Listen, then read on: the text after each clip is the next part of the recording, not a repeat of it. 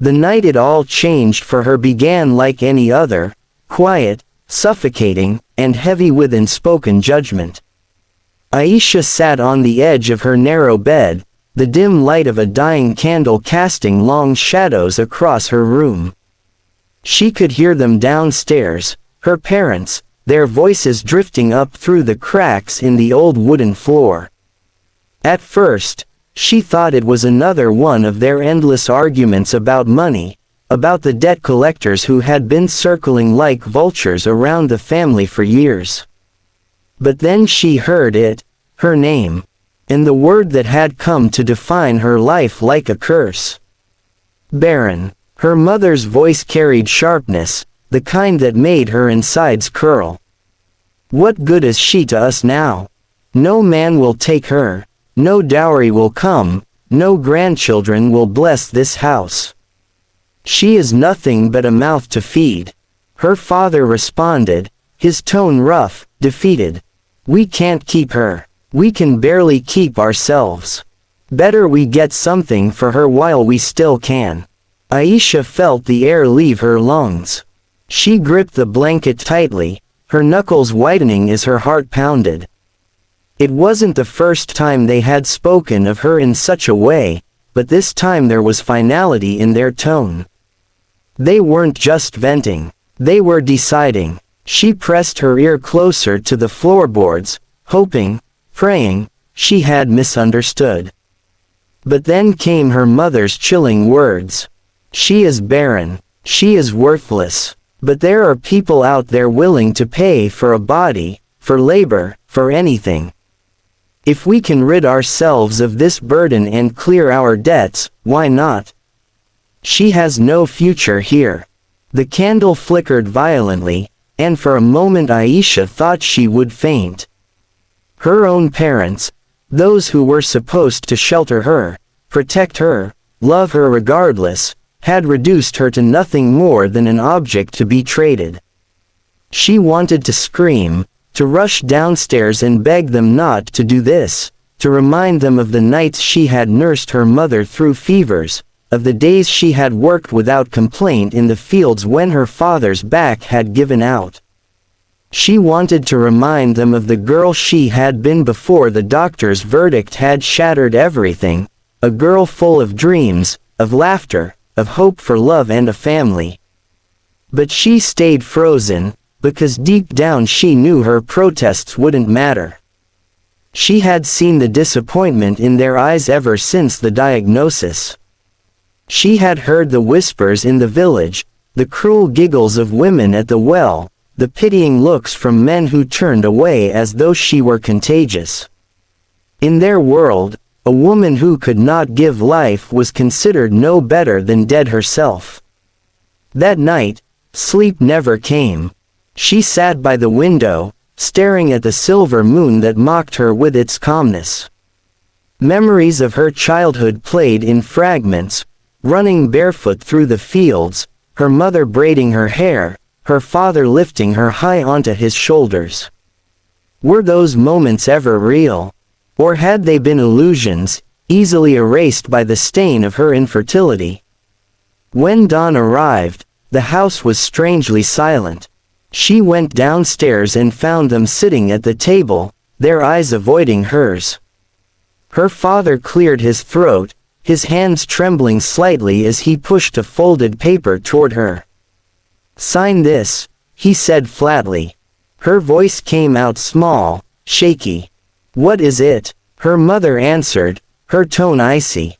"It doesn't matter. Just sign. It's for your own good." But Aisha was not a fool. She could read, and when her eyes scanned the document, her stomach dropped. It was an agreement, a contract. Her parents had sold her, for a sum of money that was both insultingly small and yet enough, apparently, to erase their debts. Sold her, as though she were a chair, or a horse, or an unwanted trinket gathering dust in the attic. Tears welled in her eyes, but her mother's glare cut through her like a knife. "Don't make this harder than it is. You should be grateful someone wants you at all.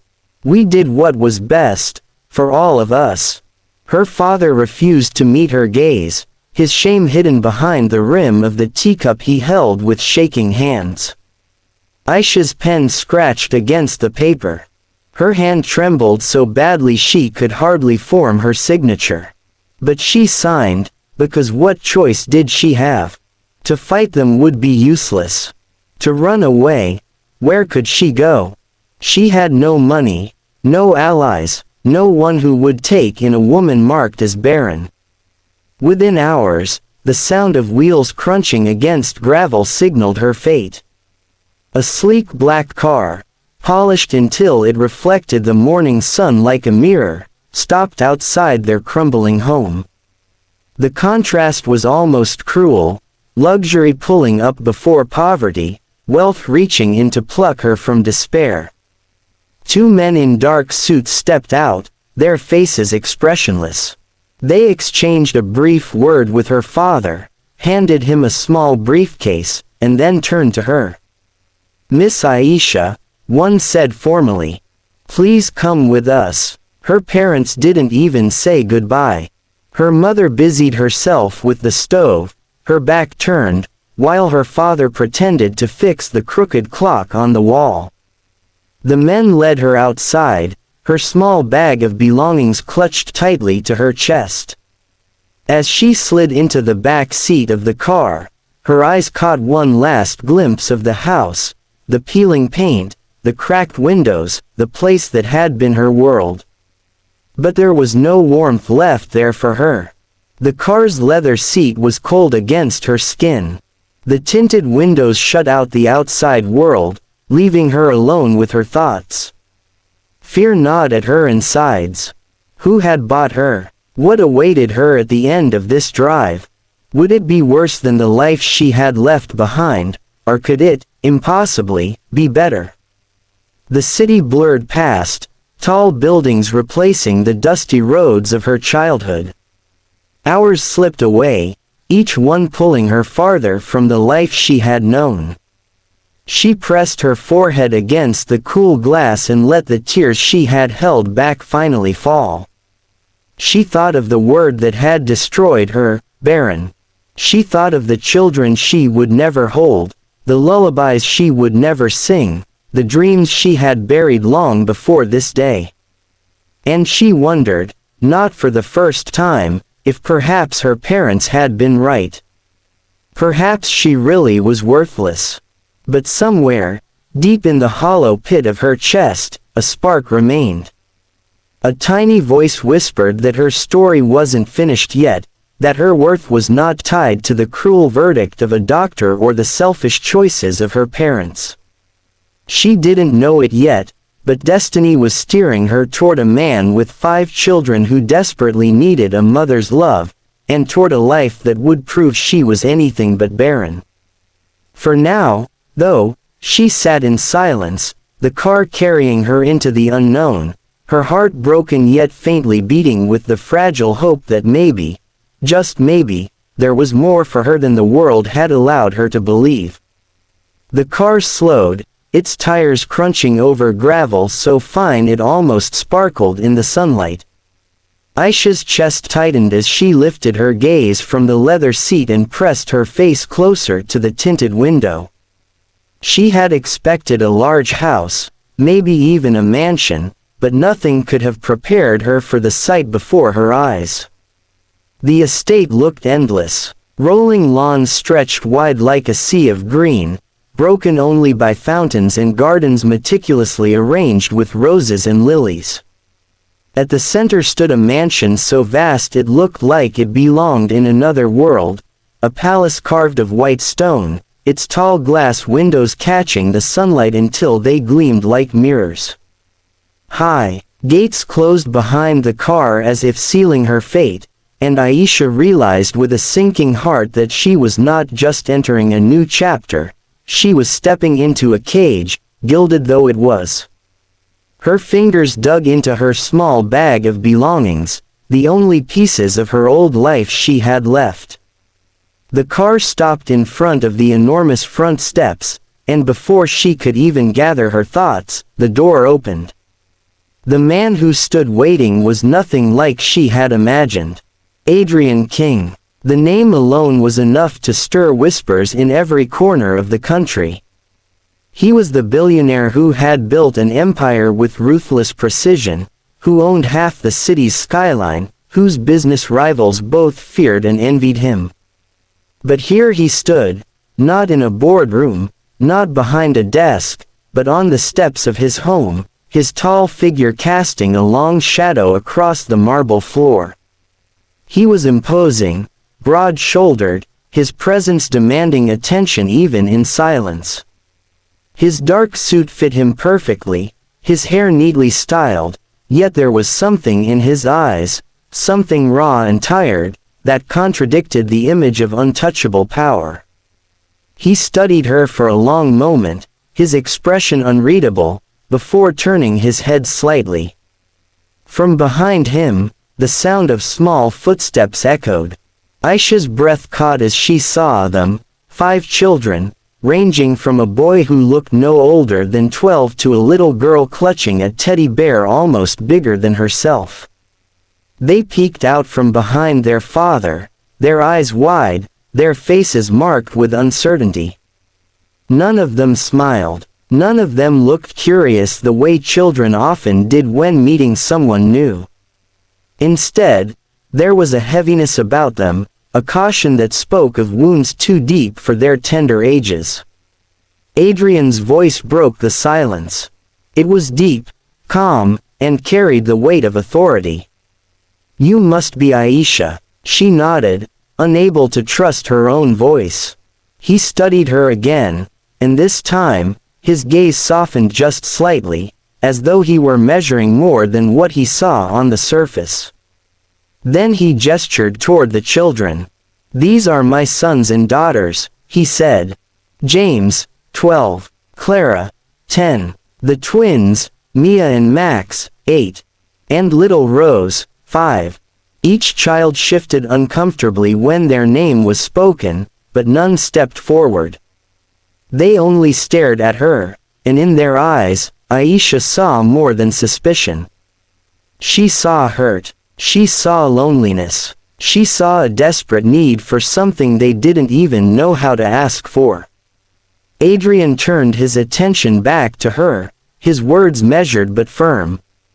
"I didn't bring you here for the reasons you're probably thinking. I don't care what others have said about you. I don't need you for what they claim you lack." Her breath caught. Did he know? Had he been told of her shame, her so-called barrenness? "I need someone who will not abandon them," he continued, his tone lower now, almost protective. "Someone who will stay when the world outside decides it has more to offer." Their mother. He paused, his jaw tightening. Their mother chose fame and fortune over them. She left, and in her absence, they've been left with emptiness no wealth can fill. His words struck her deeply. She looked at the children again, at their guarded faces, their eyes that carried the weight of betrayal far too heavy for their age. In that moment, Aisha understood. This man, this billionaire who could have bought anything in the world, was not looking for a wife to parade in society or a woman to warm his bed. He was looking for someone to heal 5 broken hearts. Her throat tightened. She thought of her own pain, her own emptiness. Could she, who had been told she was worthless, give these children the one thing they had lost? Could she pour love into them, even if she had never known the love of her own parents? Adrian's gaze lingered on her, as though he could sense the turmoil inside her. "I don't expect you to be perfect," he said quietly. "But I do expect honesty, patience, and care. If you can give them that, then you have a place here. If not, then this will not work." The children shifted, whispering among themselves, their little voices filled with distrust. James, the oldest, finally spoke, his tone laced with bitterness. "She'll leave, just like all the others." Aisha's heart ached at his words. How many women had been brought into their lives, only to walk away when the responsibility became too much? How many times had these children been forced to watch people come and go, deepening the cracks in their fragile hearts? She knelt slowly, lowering herself to their eye level. Her voice trembled as she spoke, but her words were honest. I don't know if I'll be what you need. I don't even know if I'll be enough. But I do know this, I won't leave just because it's hard. I know what it feels like to be left behind. And I would never do that to you. The children didn't respond. Their little faces remained wary, their eyes studying her as though trying to decide if they could believe her. But Adrian watched closely, his expression unreadable, though a flicker of something, approval, maybe even hope, passed through his eyes.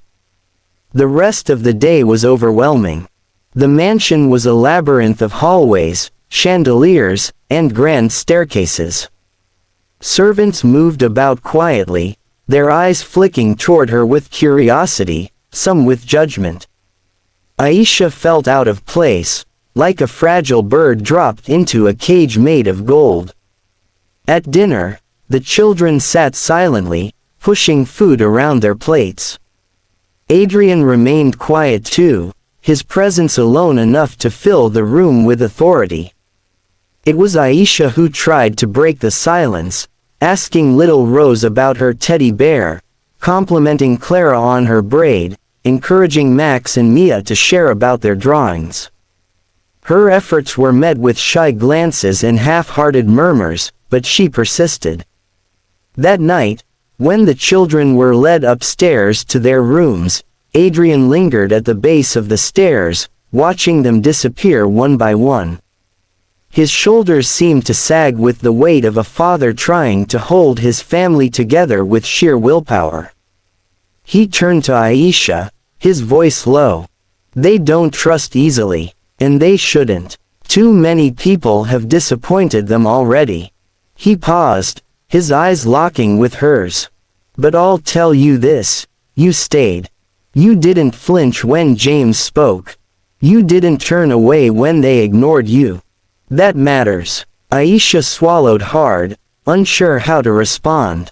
Her life had been stolen from her, traded away by her parents as though she were nothing. And yet, here, in this mansion filled with silence and pain, she felt a stirring deep inside her, a sense that maybe, just maybe, she had been brought here for a reason greater than her suffering. She walked to the window later that night, staring at the vast gardens bathed in moonlight. Her reflection looked back at her, fragile, uncertain, but alive with something she hadn't felt in years. Purpose. She had been sold as worthless. But perhaps here, in this house of wounded hearts, she could prove, to Adrian, to the children, and most of all to herself, that her worth had never been defined by what she could not give. It was in what she could. Love, patience, understanding, things her own parents had denied her, but things she could choose to offer freely. And as the mansion settled into silence, Aisha lay awake in her new room, her mind echoing with Adrian's words, I don't need you for what others think you lack. I need someone who won't abandon them. She didn't know what tomorrow would bring. She didn't know if the children would ever accept her, or if Adrian's guarded heart would ever open. But she knew this, she was here now. And she would not run.